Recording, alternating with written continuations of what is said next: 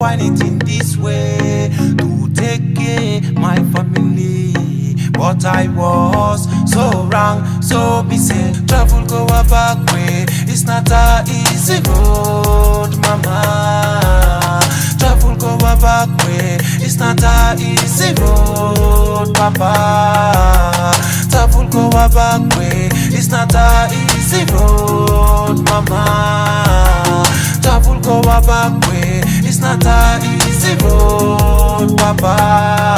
A lot of youths lose them life in the desert zone just because they want to go to Europe. They think that is a easy road, but this road was so hard and tough. The youths of today are the leaders of tomorrow. So them the rightful way. Mama losing son, Popo wondering, wives losing husbands, children are fatherless. Travel go a back way. It's not a easy road, mama. Travel go a back way. It's not a easy road, papa. Travel go a back way. It's not a easy road, mama.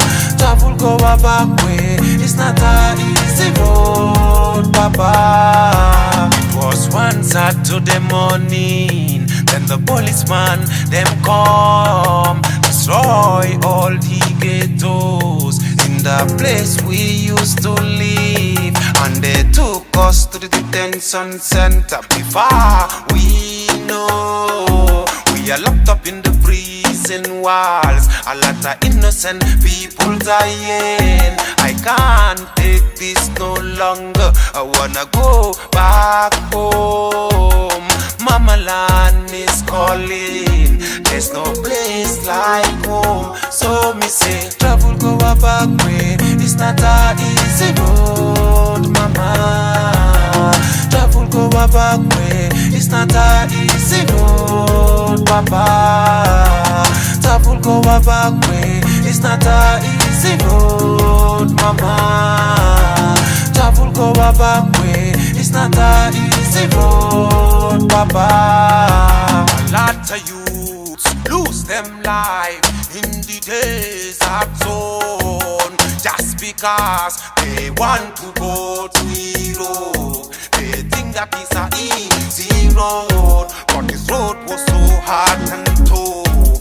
The youths of today are the leaders of tomorrow. So them the rightful way. Mama losing son, Popo wondering, wives losing husbands, children are fatherless.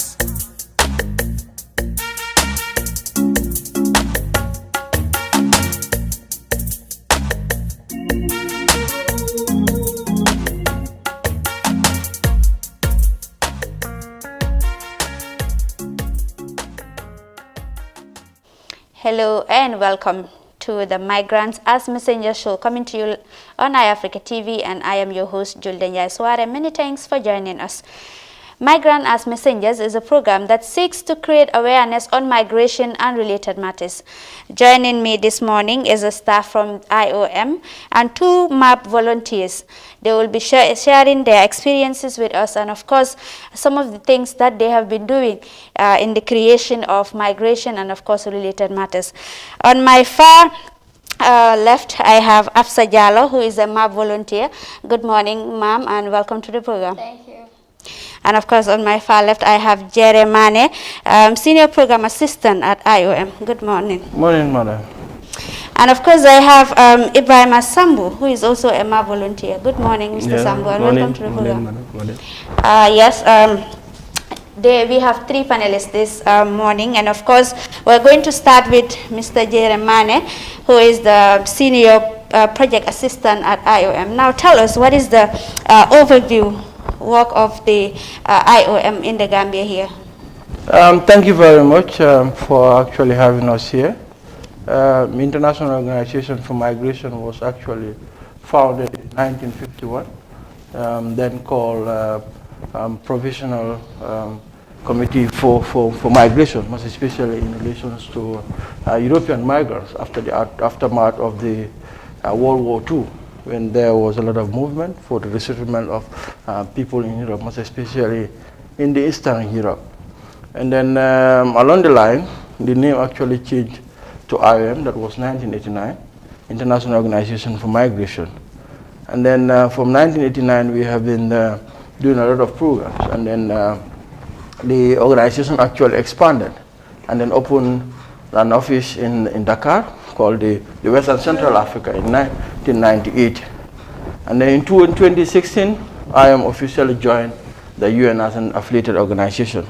So from 2016 up to date, IOM is a full-fledged member of the United Nations. Basically, the main mandate of IOM is to actually promote humane and orderly migration. As we all know, migration is a fundamental human right, but it's important we promote humane and orderly way that will actually benefit the migrant, the society, and in general, the whole world. So this is what we do, and then we actually work with governments and NGOs to actually strengthen and also address the issue of migration and its challenges. So we work with government and other civil organizations, institutions to actually promote safe and orderly migration. Okay, what's your role here in raising awareness about irregular migration and, of course, your engagement in the community level? Yeah, as I said, we don't work alone. We try to work with government and other organizations. That is more reason we have this project called the Migrants as Messengers, as MAM. We work with returnees, train them, build their capacity to serve as messengers, to create awareness at the community level. So we work with MAM volunteers. They are volunteers. They have been doing a lot of activities and programs at the field. Probably during the program, they will be able to expand on some of the activities that we do. But the most important thing to highlight is our objective in terms of awareness raising is to promote safe and orderly migration, and actually enlighten or create awareness about the dangers and the risks of irregular migration, and also provide share or create awareness about the alternatives and opportunities, local opportunities that are actually in this country, so that we'll be able to help potential migrants and young people to be able to make informed decisions about their migration-related decisions. So basically, this is what we do. We have a lot of projects and programs that we do with a lot of migration and related issues. So as you know, migration is dynamic, and then there are a lot of cost-cutting issues. So, but for this program, which is actually funded by the Migrants as Messengers, the project, so we work with returnees to actually share, have peer-to-peer campaign, talk to their peers, because they have embarked on this journey, they know what is there, and then they can also be able to talk to their peers, because there is a lot of evidence that peers can be able to influence each other's decision. So that is the main reason why we come up with this project. It's a regional project. It's actually implemented in 7 countries, including the Gambia. Okay. So it's a very good project. Probably at the tail end, the volunteers will be able to speak at length about some of the things that they have been doing. Very well. Are you operating countrywide, or is just in the combos here? I am having a head office in Caraba Avenue Pipeline, around the Pipeline Mosque. But we also have a sub office in Basse. Apart from the sub office in Basse, we also work with National Youth Council through a partnership and established migration information centers in 4 regions. One is in Brikama, West Coast region, opposite the Red Cross office in Brikama. We also have one in LRR at Pakali. We also have migration information center, work with National Youth Council, one in Basse at the youth center, and one in Bara. So we are actually everywhere, countrywide, in terms of to reach hard-to-reach areas to make sure that the information and people are actually aware and about safe migration route, opportunities, and also the risks related to irregular migration. So tell us, what does it mean when you say migrants as messengers? What does it really entail? Yeah, as I said earlier on, this is a regional project. The first phase of this project was actually implemented in 4 countries. It's funded by the Dutch government. And then the second phase actually have an extension with Gambia, which is part of the second phase. So in Senegal, Gambia, Nigeria, Sierra Leone, and Liberia are all part of the second phase of the project. So the name itself, as Migrants as Messengers, we believe there are a lot of Gambians or returnees that are returned back to their country, and they embark on this journey. They have the experience, they know what has actually happened, and then it's important for them to work with their colleagues back home to actually share some of their testimonies, and also talk to those potential migrants so that they will be able to make informed decisions. Because we believe most of the young people embark on this journey without having the right or correct information about the journey. They just embark on the journey. Okay. And the peer-to-peer campaign is a very important tool that peers can convince each other, can talk to each other, and then probably help for their peers to make informed decisions so that they will not be victims of what they have actually passed through. Okay, thank you. I'll come back to you later. Now I will move to Madam Absa Jallow. Absa Jallow, you are a migrant returnee. Could you tell us your migration story? Yes, thank you very much for inviting me to this show. I am Absa Jallow, and I happen to be a migrant. My journey started in Nigeria. I first went to Nigeria for schooling. Then from there I proceeded to Libya, but there are so many difficulties that we face on the road. These difficulties are as follows. Sometimes you have sexual abuses on the road. Sometimes you are beaten, and then you are put in prisons for so many years, so many months. Some other parents also think that their children are dead, not knowing that they are still in the prison. Or some are still, they are still stranded in Libya itself, to the extent that you cannot even communicate to your family down here for them to know that you are still existing, you are still alive. Yes. So what's your own story? Tell us, you gave us the general perspective of migration, but what's your own story when it comes to migration? Yes, my own story is I traveled to Nigeria. Mm-hmm. During my stay in Nigeria, I was lucky to meet with a man who once came to my shop, and his name is Mr. Frank Oputa. When he came to my shop, then I was busy selling, and then that very day was his son's birthday. So he bought some magazines, Time, and then card from me, and then his money was sorted of 300 naira. So the ATM machine was not far from my shop. He has to go to the ATM machine for like 3 times, but then the service was not good. So I told him that as the service is not good, you can take the money. But then the man didn't even turn back to say thank you. That is how he left. But after 1 week, he came back to my shop. When he came back to my shop, he met people there, but then he still has to sit down to wait for the shop to be empty. Then after all the customers have gone, he asked me, Madam, what is your name? I said, I am Absa. And then he told me that, are you a Nigerian? I said, no. Then he said, no wonder that since his mother and father left him at the age of 11 years, no woman has ever raised a naira to give him. So he was surprised that I gave him 300 naira. That is why he could not turn back to say thank you to me. So that is how he asked me, Absa, what do you want in life? I started laughing. So as I started laughing, he got angry and said, Absa, I am not here to joke. I'm asking you, what do you want in life? So I told him that I want to go back to school. At that instant, he asked me of my number. I said, I don't have a phone. He bought a phone for me and helped me open an account and took me to a catering school. As I graduated from the catering school, I wanted to go back to the Gambians that I was living with, but then he still appealed that I should go and stay with him. So when I went to his house at Lekki Phase 1, we were there for some months. Then his son came back from the UK. So one morning his wife had the son and the father push and pulling that Absa is coming with me to the UK to work with me in my restaurant. The father said, no, Absa is going to be independent.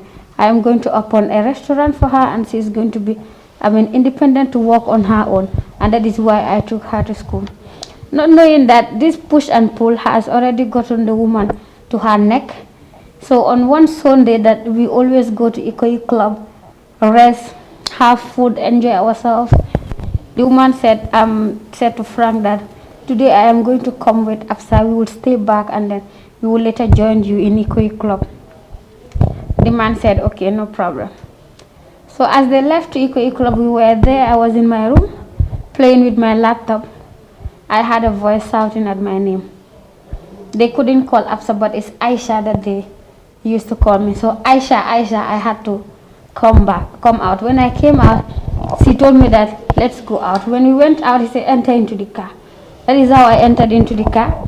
She dropped me at nowhere because Nigeria is too big. I don't know the place that she dropped me. So I was there for the whole day and the night. During the night is where a friend of mine called Lovely. She is now in Italy. Who met me there? When she met me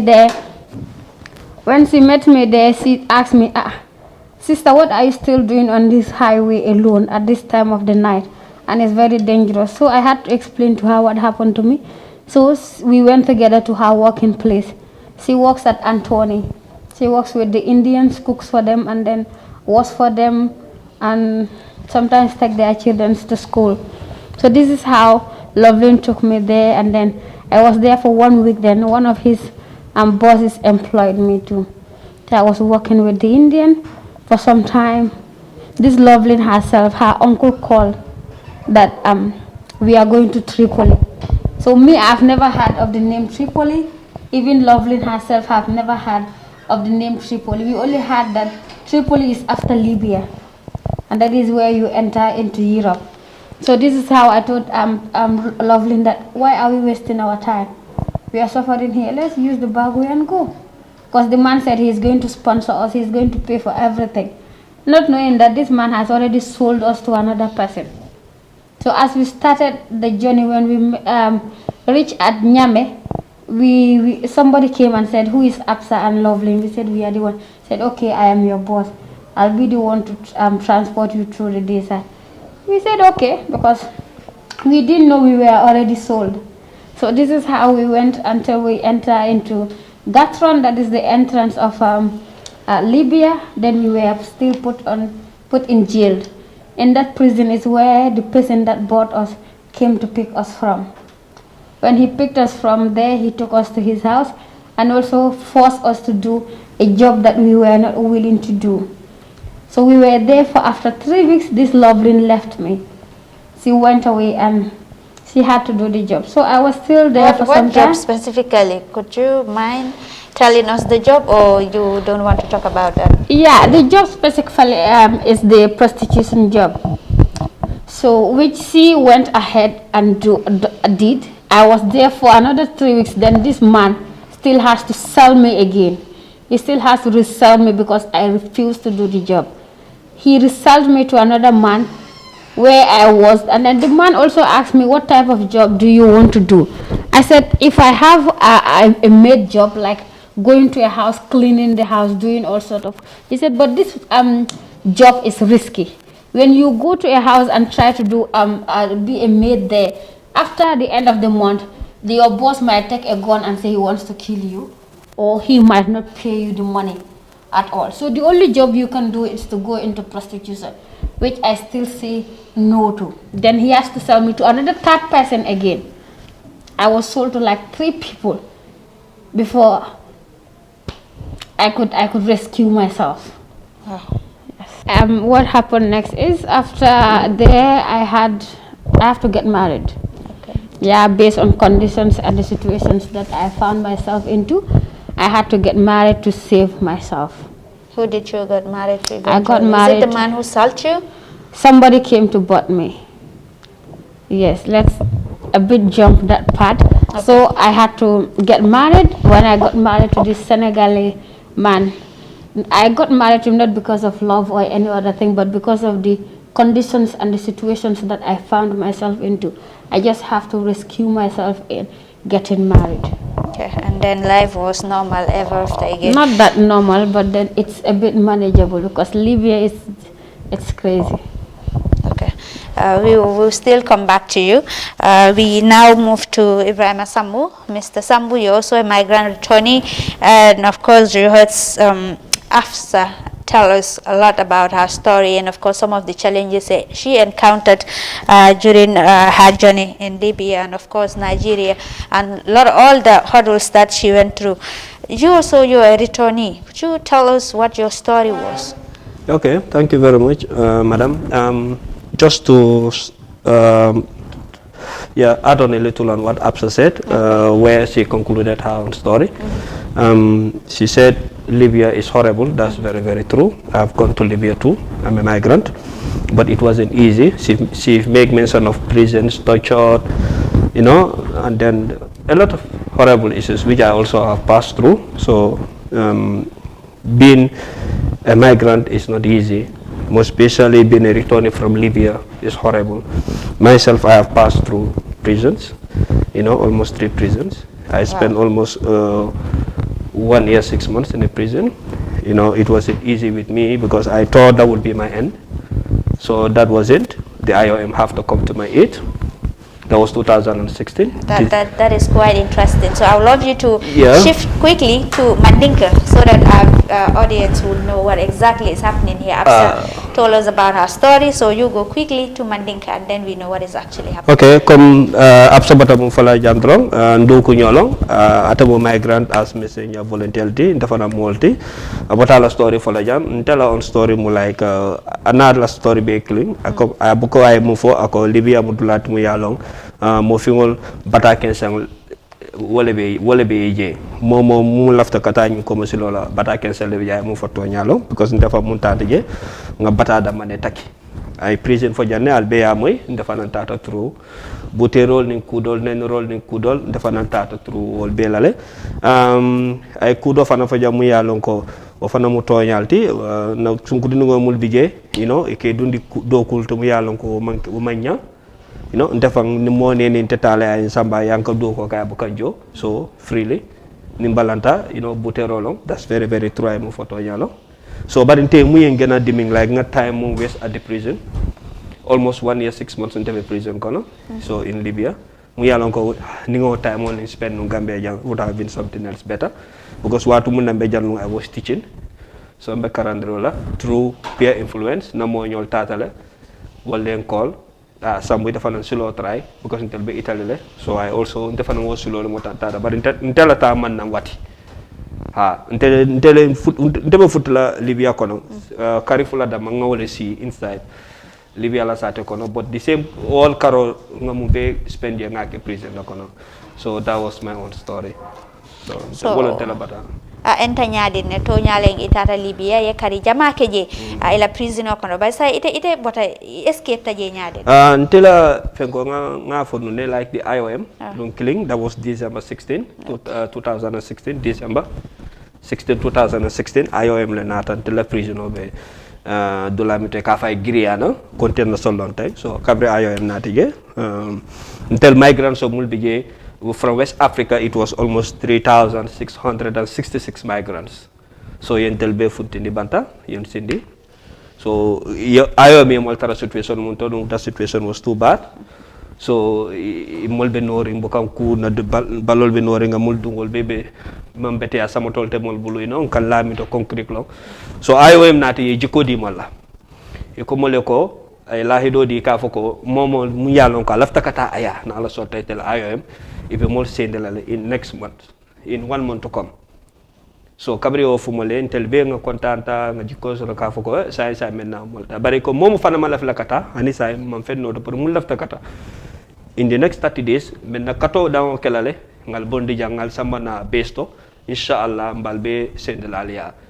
So bari janni wo ye fanol di molla momo samoto kutol fano la dulal everything stick brush stick paste so after 30 days old I'm a mefang in atamol piknang and ila bosol so they took us to their base yamol samba ila base also so yamol nyine ka momo ibota minto wan in kual yamol la document so be prepare so internatam fanje wonyale Gambia.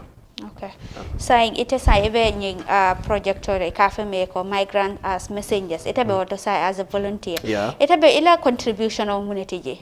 Kabri nata farang IOM nata kafolo kafo mu yalo ko na boss ke ba maya fo janne o kafo lotale Dutch government o wala sponsor adun kafo ni tabita dulal jamalto jana futala Gambia Senegal Nigeria wala yakele so after second phase ñu fanang Gambia nata loki wala nata de idaw nata ko bula wo phase so kabri project ñu foto te jang IOM nata tel commandi migrants sol mul yalon ko tel ni ko migrants mom mul yalon ko inene tata intamo ko wala so e komole ko al tel be ñu projeto dokundula so tel mo tan lulu ye wala tombon ye tel train pour se funtino nyami mo ñol kan migrant sol mo ñol migrant sol ka diamu ye aning fanan potential migrant sol to fo ninkel mul yalon ko wal fanana hamobe tama ko to ngata ni wole kacha ka foy ko nyin tamo manke sila betoti malo foy be moy kam fa so kabrio kafolo ntel mo tan lulu le bi wakafo ko le nata mol karani adon kabrio kata hanis fo bi sanje fula fele mbole kam mansi be Gambia be yaay kam ni tata internet to kamol jele ni be Facebook be radio television be radio to be television to so wo fanang be satel fanan to nkata bantabal to nkata dulal ka di marché to ka diamo mole nke sensitize ñing bata mo be ñing commencé lola mbuka fo moy ko kanata goso IOM la sartole e ko momo ñenta ka tamale mbuka fo mo kanata de bari momo be tala nka fo ko ngata ñi sila kendon sila mu yalon ko bata kute je nka mol advice wo ko la baraka bake Mr. Sambu ni binale nyato domandin dorong binale ko tenke ka diamu fanadul saying yes Mr. Mane, you are talking about the activities of IOM and of course your engagement with government and the role you have been playing in terms of migrants and migrant returnees. Now tell us, you're bound to encounter challenges. What are some of the challenges that is really those are the challenges that are hindering your progress in your office? Good. In terms of challenges, first and foremost, I think we have to thank God. First, we have volunteers. The volunteers that are ready and willing at all times to talk to their fellow brothers and sisters at the field. But actually, in terms of behavioral change, is a process. It's always difficult to change the mindset of especially young people overnight. It's a process. And then this has been a process, a journey that we actually took with these volunteers to go out to the field to reach hard-rich areas.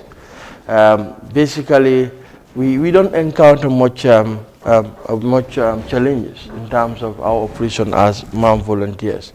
Sometimes it's difficult to get to certain communities because of challenges and so on, but we're still, ready and still willing at all points in time to go out to the field. That's one thing which is important. I have to commend the volunteers. As he's just mentioned, we have 350 volunteers around the greater Banjul area. We also train some volunteers in Basse, and some of these volunteers are also from other regions. And then they are willing at any point in time to go out to the field to come up with different activities and programs to talk to their brothers and sisters. That's something which is commended. Okay, that's Jeremiah, Senior Project Assistant at IOM. With that, we will take a short break and then we will continue with the program. Do stay tuned.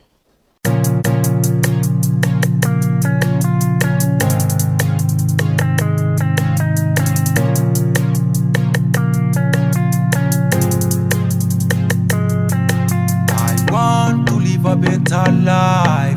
I thought I would find it in this way, to take care my family, but I was so wrong, so busy. Travel go a back way, it's not a easy road, mama. Travel go a back way, it's not a easy road, papa. Travel go a back way, it's not a easy road, mama. Travel go a back way, it's not a easy easy road, Papa. A lot of youths lose them life in the desert zone just because they want to go to Europe. They think that is a easy road, but this road was so hard and tough. The youths of today are the leaders of tomorrow. So them the rightful way. Mama losing son, Coco wondering, wives losing husbands, children are fatherless. Travel go a back way, it's not a easy road, mama. Travel go a back way, it's not a easy road, papa. Travel go a back way, it's not a easy road, mama.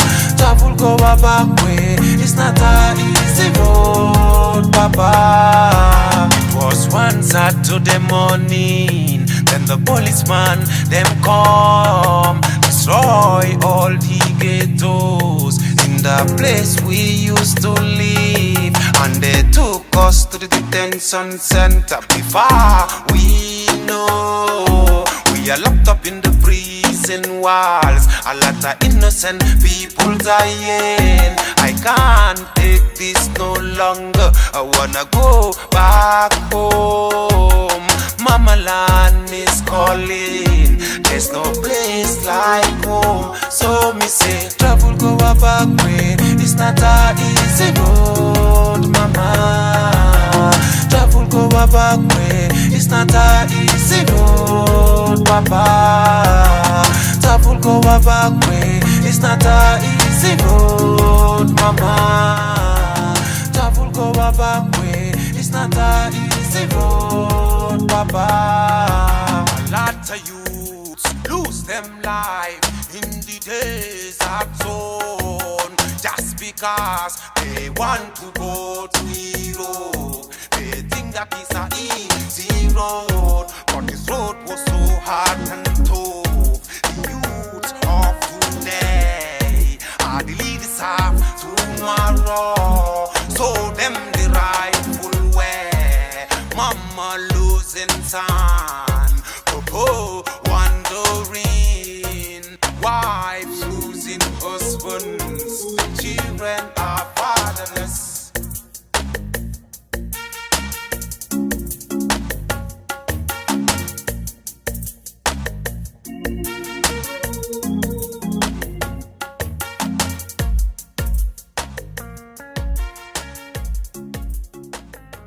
Welcome back. This is the Migrants as Messengers program coming to you on iAfrica TV. And once again, I am Julde Jasware. Many thanks for the pleasure of your company. Mr. Mane, we were with you before we go on that short commercial break. You were talking about some of the things that you do at IOM and, you know, the impact it really has created. But tell us some of the activities that you guys are engaged in. Thank you very much. At IOM, we actually believe in impactful and evidence-based awareness and activities. We don't want to do activities for the sake of doing activities, but we want to see the evidence and we want to see the impact of our activities and program. So actually, in working with the returnees or volunteers going out to the field, we knew it is very important to build their capacity. And then before we send the volunteers to the field to actually implement awareness in activities and programs, we build their capacity. We conducted a 5-day training for all the volunteers. And this 5-day training, we give them a lot of resources in terms of building their capacity. This could include the general overview of IOM, how to design activities and programs, how to conduct monitoring visits, how to do a lot of, how to share stories, techniques in interviews and so on. Because they don't only go out to do ground activities, they also do digital engagement. So we build our capacities how to get a very good videos, some digital engagement activities, both radio, television, videos, pictures, and so on. And then after building their capacity, we also did, as part of the volunteers, we also select 10 volunteers to serve as TOT, as trainers of trainers. We build their capacity to also train their colleagues, because we want continuity, not IOM to lead all the programs, as the concept of the project is for the volunteers to actually take the initiative on their own to conceptualize activities, programs, and implement them. So we build a capacity of 10 as to serve as TOT, in training others. We also did a series of training, skill training for the volunteers. We build their capacity in terms of public speaking, in terms of photography and videography. We build their capacity on even on drama, because drama is also a very important tool in creating awareness. So we build their capacity on some of these issues. They identify these areas for their capacities to build on: drama, public speaking, writing and editing, even English. Because some of them, can write articles and so on. So this is it's all geared towards, prepare and build their capacity, prepare them well to go out to the field to actually talk to the potential migrants or would-be migrants, so that they will be able to make informed decisions about their migration-related decisions. Maybe some of the activities that they have implemented, they can talk about them, because we work with them. Yeah, yes, I will start with Madam Jallo on some of the activities you actually implemented. But before that, I would like to talk to you about the impact this whole initiative has on you. You narrated your story, and it was really a sad one. So at some point, you might tend to lose your self-esteem because of the trauma you went through. What impact does this really initiative has on you as an individual? Yeah, thank you so much, Julda, for that question. Like emotionally, it disturbs me a lot sometimes. Yeah, like when I came back newly in the Gambia, I was stigmatized. I don't have friends till now. All friends have run away from me. I only have my business and my son. From my shop, I am back home with my son watching my TV, and that's all. That's the friend I have. Just to add on to that, Julia, I think this is a very important aspect that you asked for, and this is the psychosocial support. And then we knew this, and then the result. We have conducted it's sort of a survey called Mental Health MHPSS survey with these returnees, baseline and a first, second survey, to actually see, in terms of the awareness raising aspect that they're doing, whether it has an impact on their mental well-being. We don't always stop at that. We train 20 volunteers on the mental health and psychosocial support, so that they will also be able to work with their colleagues, because we knew many of them out there need this support. Sometimes the society or the community will neglect them, but some of these returnees at our households need this support. So that's why we build the capacity of these volunteers. They can go house to house, door to door. They know these people. They are their colleagues. They were in Libya. They passed through this trauma. And then they can be able to provide them with some of the psychosocial support. And this is one thing which is key. And then we are ready to invest resources in this, so that they can engage their colleagues that are facing this psychosocial trauma at their household level. Okay, you talked about that. I think that is very important. But what are you guys doing in terms of awareness raising? Because we live in a society where at some point, if people are stigmatized, it has a very big impact on them, and as a result, they are marginalized. Oftentimes, migrant returnees are marginalized because of the trauma they went through, or because of their stories. Yeah. People tend to marginalize them. So, what are you doing in that regard to create the awareness of people in making sure that, okay, these are victims, you need not to stigmatize them? Yeah, that's true. At IOM we have a project, Peace Building Fund project, and this Peace Building Fund project is more of looking at holistic reintegration of returnees. It's not only about providing them kind assistance in terms of training or business and so on, but the community, our household, have a key responsibility in terms of supporting these people to reintegrate back into the society. So they go out to the field through mobile clinics, engaging community members, conducting awareness-raising activities on this holistic reintegration. Because everybody have a stake, everybody have a responsibility. It's not only government or institutions, but at our household level, we have key responsibility because most of these returnees spend a lot of time with their family members at household level. We only meet them in few occasions. Also, that's why it's important to engage household level, people at the household level. They support them, so that they will integrate holistically into the society. So that's key, and we are doing it through the Peace Building Project and through the MAM project.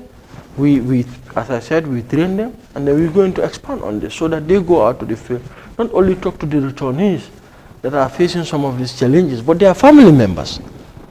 So they take them as their brothers and sisters, their sons and daughters, and then support them. They have the Gambia, it's their home. So if they are not supported back home, where do you think they will be supported? So it must have to start from the household level.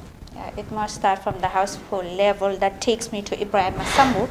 Mr. Sambu, you've been you're part of this initiative, Migrant as Messengers initiative. And of course, you have been engaging in a lot of activities. Tell us some of the activities that you're engaging in and how important these activities in terms of the migrants who are actually coming in the country, who are traumatized and they feel like, okay, there is no hope for us now. The only hope, we don't have any hope because we are left out, our government left us out, our families left us out, we don't have any hope, we are hopeless. How is your activities impacting in their lives?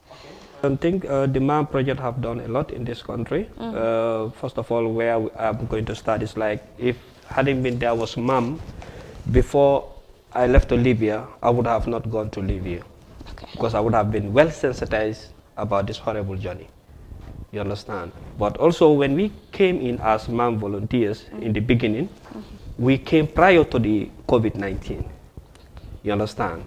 But we also impacted a lot in the COVID. So the MAM volunteers also have gone out to the community to sensitize them on the preventive method of COVID-19. We've distributed masks. House-to-house sensitization was done by us as MAM volunteers within the Carnegie municipality. We later went to West Coast also, we did the same thing, and in other regions also. So the MAM project have been doing a lot and a lot. We've been engaging our volunteers also on radio sensitization. We've been doing that. At this present moment, in fact, we are on Q radio. I think it's every Wednesday. So every Thursday. So if you listen to Q radio every Thursday, we are there. So not only Q radio, there are many radio stations here that we've been going and having our programs with them. We've also went around the country to meet our fellow volunteers, our fellow returnees, sit with them, discuss with them pertaining to this irregular migration issue that we all call the back way. We went to the community level also. We sit with people, we sit with elders, and we sit with youths. You understand? We sensitize them well on these issues, and we have a lot of impact in it. Wherever we went to sensitize, there are youths that will come out and say, wow, it's good that you people are here, because us, we're planning to go. But once we heard what you people said pertaining to this journey, we are here to say no to it again. And then we don't only sensitize them of not to go, but we are also there to tell them the opportunities too. Because we understand that whenever we go to the provinces, we understand that most of the youths in the rural areas, they don't know where to tap opportunities. You understand? This is why we always deem it necessary, wherever we go to, when we tell them not to go, but we have to come up with opportunities again to show them, do not go on this bad way, engage yourself here in order to gain something. You understand? So this is what we keep on doing. We have digital, we have our own digital sensitization also.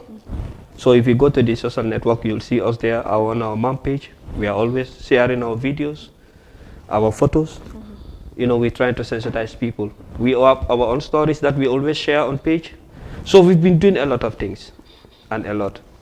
Since the project starts, we are with the community. We've never rested. Interesting. Yeah. That's very interesting. I'll come back to you later.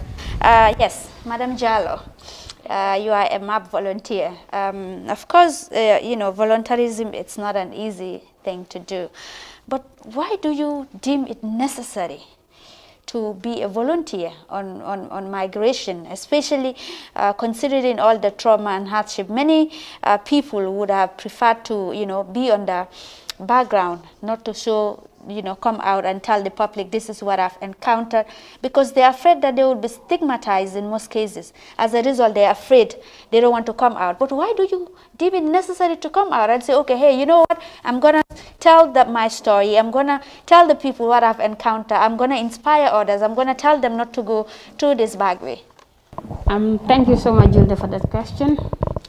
I love to work with MAM volunteers, and even if there is no MAM volunteer, I will still volunteer to talk to my people, because this is a way of saving my brother's life, my sister's life, saving the resources of the Gambia itself. Because a lot of us are wasting resources because you are selling your cows, your compounds, taking loans. I'm going through this bad way. Some are losing their lives. When you lose your life, when one loses his life, in the average of the Gambia, how many are we taking out?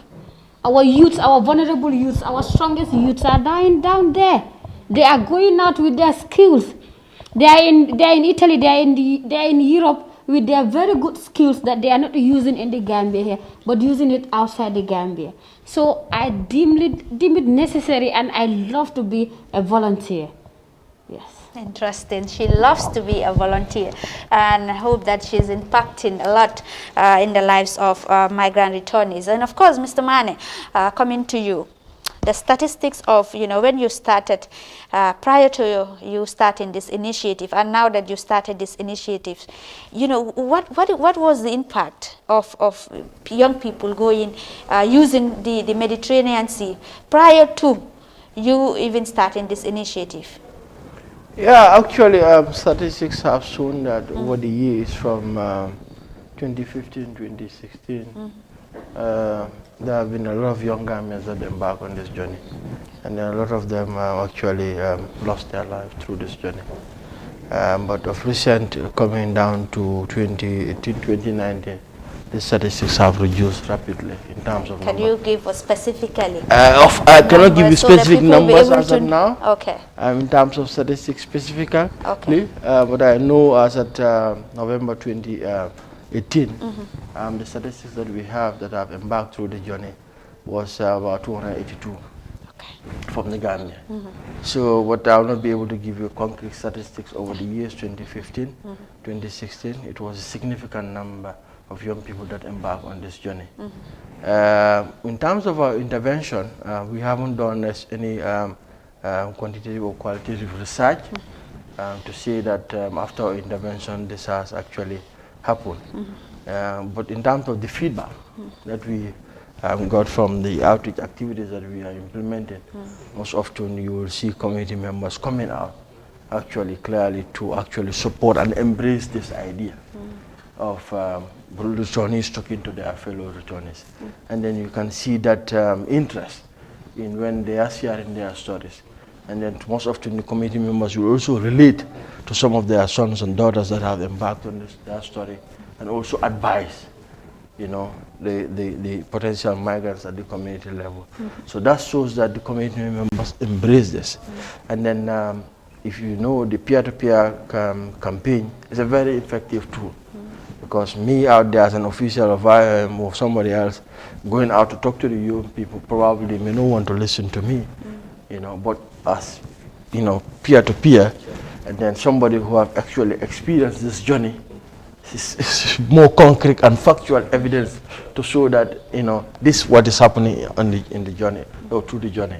So that's key. And then we have seen that a lot of interest, young people, you know, even organizations, institutions are now sending us proposal or, you know, inviting us, our volunteers, to go out to their communities to implement activities with them. So we have resources from youth organizations that are willing to work with our returnees to conduct sensitization at their community level. So this is positive.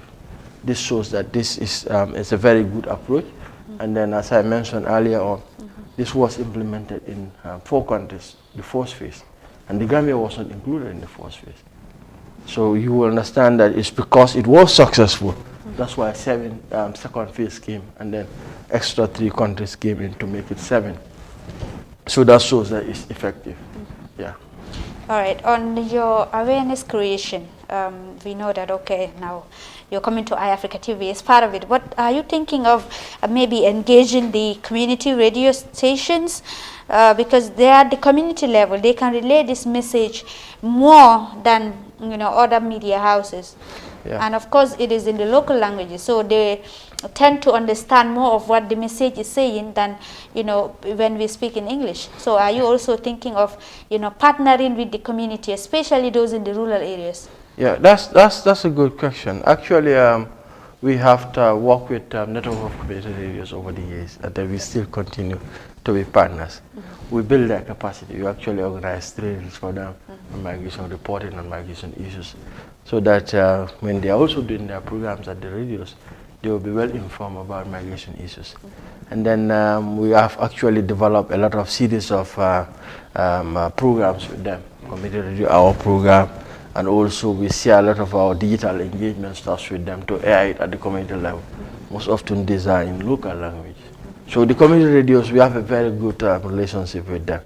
We also train a lot of Gambian journalists in terms of migration reporting, so that they know, and then the information that they will send out there will be factual and evidence-based. So we, as I said at the beginning, we cannot do it alone. And as our principle is to actually work with government institutions, implementing partners and so on, to actually implement activities at the community level. So our doors are open to partner and implement programs and activities at the community level. Interesting. Like he said, they are always open to partner with people, individual young people, of course, organization, in the quest to making sure that the irregular migration is a thing of the past in the Gambia. Now, Madam Jallo, where do you see yourself, in this whole advocacy issue in the next coming years? In the next coming years, I want to see that the rate of people traveling through the back way, it's been reduced. Though we are not saying nobody should travel. Traveling is the right of every individual to travel, but we are saying travel with the right document. Like Mandinkas normally say, when you go back to our compounds, they tell you that kanatanim fintang wala tanim bundada. So that is what we are advocating for. We are not telling anybody not to travel. Very good. They are not telling anybody not to travel, but travel through using the right route. That brings me to, of course, Mr. Mr. Sambo rather. Mr. Sambo, tell us, manika kaoto saying at hawoto. Ite mo migrant return ileti yela story for mole ne janne, and ya for mole ne fana munana ebening advocacy program oto munana ite fango biji. Sa for mole young people meme yanko nyimu diningolete and left kata through the bag wheel. Safu mo ite be mune phone wala gale isaje ka yela mind change itita, because ite mu multi be mo yalon ko ijarta jele yalon ko wolbe nyame yalon bata men bije sa ita fu mole dindingol me yanko funding kel me yanko be siring and wila lafinna da men moment bi wala kata bag wheel itata ye men menke doro yeta bag wheel wo ito lafta wala sa ite be mune sotole be me wala ni funding ke wala me yanko be siring lafta kata bag wheel. Abaraka mbare muso bari komanto nga famande ka kangota damandi sa lafta ka dunang sura kangota. All right, suraka, no problem. I love that. Yeah, I think sun bokay lu ñu waxtane fi mbokki wolof yi waxtaan bi tey ñun ñoo fi nekk membre volontaire si te gis ngeen ñi ngi toog ak waa IOM di waxtaan mi ngi laajte lu baax nag ñun membre volontaire si suñu demee naka lañ dee mën a waxtaan ak askan bi pour wax leen ne ñu bàyyi yooni gannaaw gi foog naa loolu ngay jéem a laajte ñun nag most of the time suñ génnee dañ dee mën a waxtaan ak ay nit comme like ndaw yoo xam ne seen ité si jamono ji mooy mbiri tukki la dem yooni gannaaw gi ñun nag suñ génnee lu ñoo def mooy dañ dee oo ndaw yi yëpp ñu toog ak ñoom ñu waxtaan ak ñoom ni leen dee waxtaane mooy ñun suñ boppa ñoo xam ne ñoo dem si yoon bi doo leen di léeba rek comme ñu ne la léeboon lu peen ñun demoon nen nii ak nii la demee ak ñun kon nag ñëw nen bëgguñ lu ñu dal mu dal leen yéen ñu dem ñi yéen ñuy waaj a dem parce que suma maas yi dem naa fa am naa fa tolof am naa fa métit am naa fa jafe-jafe ba ma ñibbisee nag yéenoo ma kenn si réew mi lu ma dal mu dal ko moo tax nag ñun suñ demee loolu lañ dee waxtaan ak gaay ñun lii moo ñu fa dal métti na trop te suñ sañoon si yéen kenn du dem parce que képp ku fa dem lii mooy lay dal waaye nag mënuñoo wax ne bu leen dem te ñu ñëwuñ nag pour jox leen alal pour wal leen ne toog leen fi ngeen liggéey waaye dinañ leen won ay yoon mooy opportunité si yoo xam ne ñu ngi Gambia léegi ndaw yi mën nañoo dem foofu noonu ñu jàppale seen bopp parce que yooni gannaaw gi képp kuy dem looy laay tax a dem mooy ut te lu ngay ut mi ngi sa biir réew waaye xamoo fu mu nekk xamoo foo koy utee ak foo koy jëlee ñu bari nag yoon bi lañ xamut moo tax ñun fuñ dem doon leen dee wax ne bu leen dem uti fele lu ngeen di ut mi ngi fii bi nag yoon bi la leen di wan fuñ koy jëlee parce que nit ki doo ko ne doo dem ba pare nga ne ko de toogal sa kër nga lem say loxo ñun nag bu maam taxawee comme suñ boss bi wax nañu ko dañu train lu bari on opportunities ak yooyu noonu because ñun sax suñ boppa am nañ opportunities when we came home we were opportune that most of us now are engaged far better than when I wasn't a returnee now so then moo tax ñun tamit suñ demee léegi doon dee woon gaay ne lii ak lii ngay def nga am lii ak lele waaye yoon bi bu ko dem te it fépp fuñ dem nit ñi dañu dee appreciate ay ndaw ak ay kilifa dañu dee appreciate bu baax a baax because amoon na ay jamono Gambie fii yoo xam nga si dara waajur yi seen boppa ñoo doon fayal seen doom yi ñu dem te ñun waxtaan leen at waajur yi ne loolu buñ ko def te gis nañ si ne lu leen di wax dëgg la parce que réew boo dem Gambia dëkk boo dem ñu ne la ne ñu dee ñi moo ëpp ñu fa dugg recently rek dégg naa yaa ngi wax ak Jere yaa ngi ko wax ne ndax ñu ngi di la community radio si just 2 weeks ago maam projet bi ñu ngi sponsor ñaari organisation returning organisations yoo xam ne ñu ngi si biir maam first one bi mi ngi nekk IOM Youth Against Irregular Migration ñëpp returnees leen GR bi Gambia Returnees from Backway maam projet bi ñu leen sponsor jox leen alal pour ñu dem si communauté bi 2 weeks ago la boobu si radio communication community radio si lañ dem mooy Brikama Ba ak Bansang ñeneen ñi dem Kerewan ak Farafenni ak Bara waaw loolu si community radio lañ dem làkka pël bu set olof loolu lañ fa nekkoon ak soose te ñëpp dégg nañu parce que man dama kontaanoon trop bu ma demee Brikama Ba si community radio yi téléphone bi dafa daw ba time bi jeex ba ñeneen call si sax dañ ko off mënuñ koo jël because of waxtaan bi parents yi dañ ko appreciate most especially at that Brikama Ba level understand nga so this community radios tamit ñu ngi liggéey ak ñoom bu baax a baax te ñu ngi koy expandaat incha allah dinañ egg si région ñu yëpp si kattanu yàlla waaw. How are you able to deal with a perception like this, young people who are having this perception that there is nothing in this country? The only way we can be successful is by going to Europe and other countries. Yeah, as I said earlier on, the behavior is a process. To change the behavior of someone's mind or perception about an issue is a process. And this cannot be done overnight.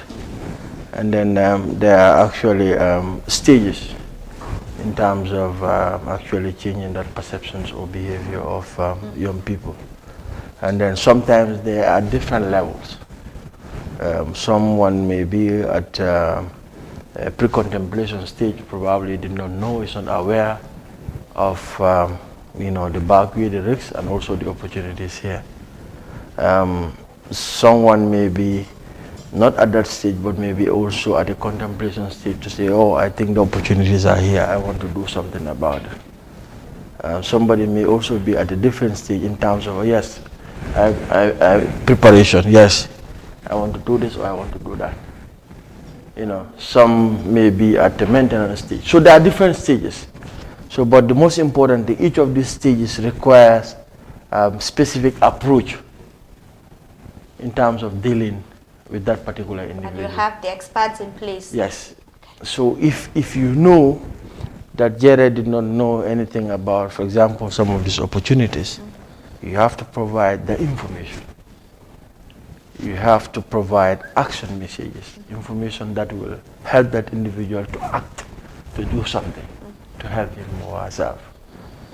But if you realize someone is also at the maintenance state, this individual is doing something and helping himself, you have to reinforce information, so support, counsel that individual to continue to avoid relapses.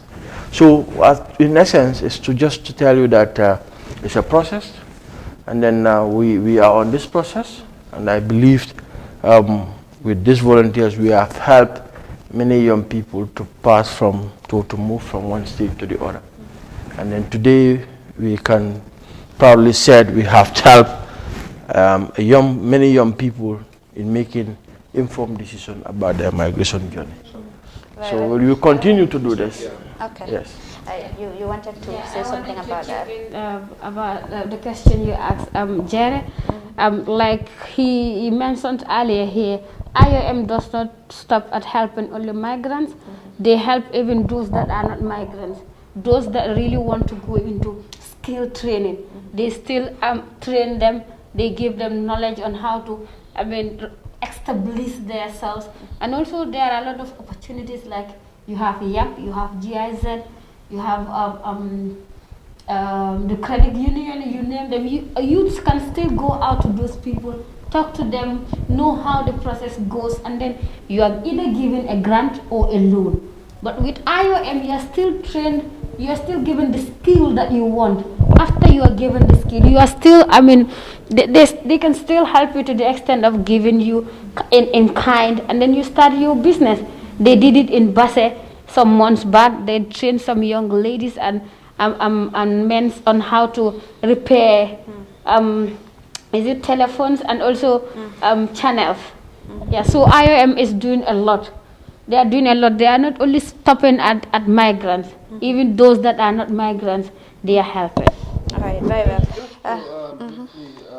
Expand on what Afsa just mentioned. Okay. We are involved in a lot of stuff because migration is dynamic.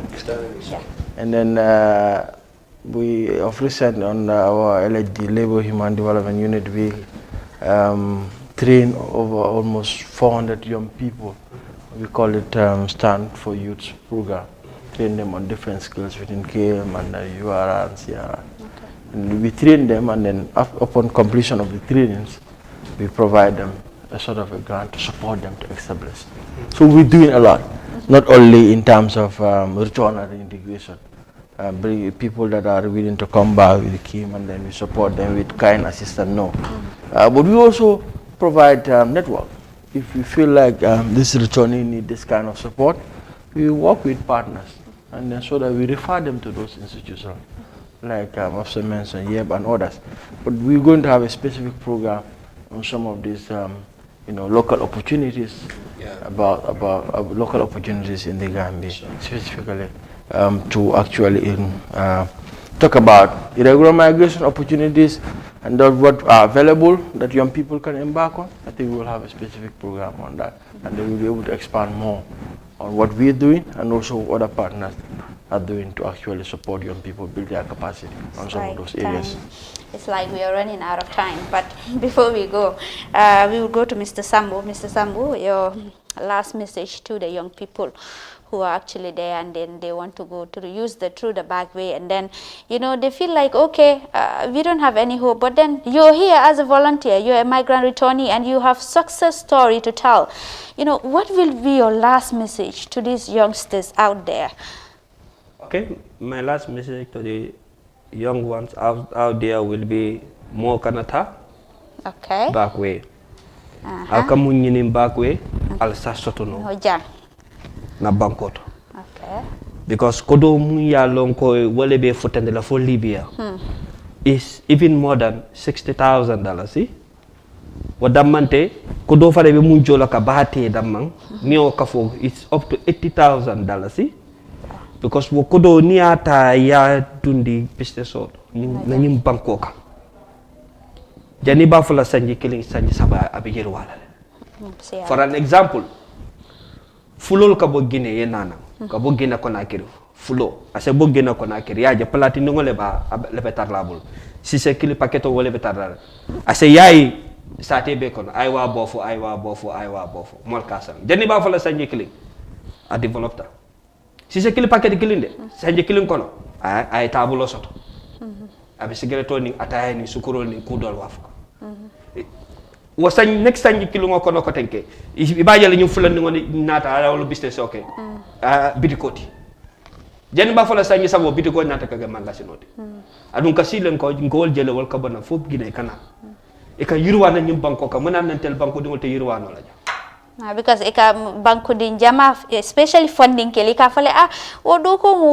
documenti afinde data ba kele tete nyin doko kelante mu banko dingol di nyanta kata official to nyanta ka ku jama kele femu yalon ko warata manke kata sise kili wafola wala nye wafola anin ku dol bari yalla bari mon lafta kata minto je banko dingol le jedda da fakata dolati mu yalon ko be lafta kata ni telephone nga do kuna banko to nga ndemam wala lon but kabrinta fam futata libya nga libya dingol fanjale ndefan ka balam mun kala nun jam gambe yan ka libya dingol fanje ka libya ko so manan nan teman sonna o kala na banko kan jam so wala nambe fondin kel advice la dron ni bakwe sulo yi hakilu to ala bake e kanata alfal fanan kanay la dingol fanan support eta ibe wuli kamedi le dungola minto ka fuko silo fele eta ibe la keno wafula 80,000 60,000 e badi la funding kela e dungo e ka fo tabakwe neo 80,000 o diala yesilo itala jang gambia ko na jang abi yiro wa janne fankata minata ti yoro ndene multata nyola e dunta adena o tere ma mul kan kole ko nyoko dudu naye multara libya e italy intel duntale can you imagine kabri 2016 for b wo mo sanji jollete wol bi jahani sa man kay to soto ibe sigling refugee camp karo kari 50 euro bala for 75 euro ko wala dilela kabo 2016 to this date up till b iman kay to soto hani sa ni ka kacha lungolo mun na falo europe tata sa wo man ke tam weste ba so fo ninkel ngala ka fo kon sa soto no ñu banko kan adum ba soto la bi jande de ni nga ñi ni ba soto la apara baraka bake o kuma yata bake ngamira yung funding ko fadambe o dia message ning ko fenke absa finally rek sa final message how she is my favorite so it's a final message especially to our young women girls who are risking their lives to go through this bad way because we are more prone to abuse sexually emotionally and all those stuff. Thank you so much. I think Dudu have said it all here. He have said the half of it here, but then just a final message to my ladies like me. It is within the Gambia here that we even have the respect that much. But when you go out of the Gambia itself, you are termed as a vegetable. You are termed as a vegetable, in a sense that when you go to Libya, they ask you to sit on a line, and then they buy you like. They have to see the fresh vegetable, the like fresh a ones. Product. Yeah, the fresh ones out of the bitter tomatoes and then the tomatoes. So when they have the fresh ones and leave the old ones there, they will still come back for those old ones. They are not useless. So I think to save our dignity, let's stay back in our country, work hard, as in we can do it. We can do it and we can make it in the Gambia here. Even me that is sitting here, I sell fish. I sell fish, I sell vegetables. When you find me in my shop or in my home, you will not know that this is Absa. There is no type of business that I am not into. Any business that I see that I know I will have a dalasi in it, I go in for it. So please, my fellow ladies, we can make it here. We can make it here. We have been making it. We can make Still it make it. even better. Yes. Then I'm not going there. All right, Mr. Jeremiah, your final message. I will not say your last message. Because that means we are finally off. But your last your final message to the people, to the migrant returnees, to those, especially those that actually want to return back home, but they don't even know a way of coming back home. What will be your message to them? For stranded migrants, especially Gambians, if you are stranded through the route towards Libya or Algeria and Niger, Libya, we have an office in those countries. You can please visit the office or contact them or contact IOM the Gambia. We'll be able to contact that specific office that's responsible in that particular country to facilitate and support your return. Final note to the viewers, we thank you for your time, and I want to make it clear here that I believe in the principle of humane and orderly migration. We believe migration is not a bad thing, but the most important thing is to migrate safely, so that you will be able to support yourself, support your family, and support your country. But do not risk your life through the back way. Our doors are open. We are ready to work with government, institutions, NGOs, youth groups. They can always visit our office or send us proposals. We will be able to work with them collectively, most especially with our returnees, our volunteers, to implement impactful and evidence-based awareness-based activities at the community level. On that note, thank you for your time. Thank you. That's really a very strong message coming from Mr. Jeremiah. We don't say migration is bad, but use the safe route to migrate. I think that is very, very important. With that, I think we have really come to the end of today's edition of Migrants as Messengers. Till we come your way next week for another edition of Migrants as Messengers. Do stay tuned and do have a nice day. Bye-bye.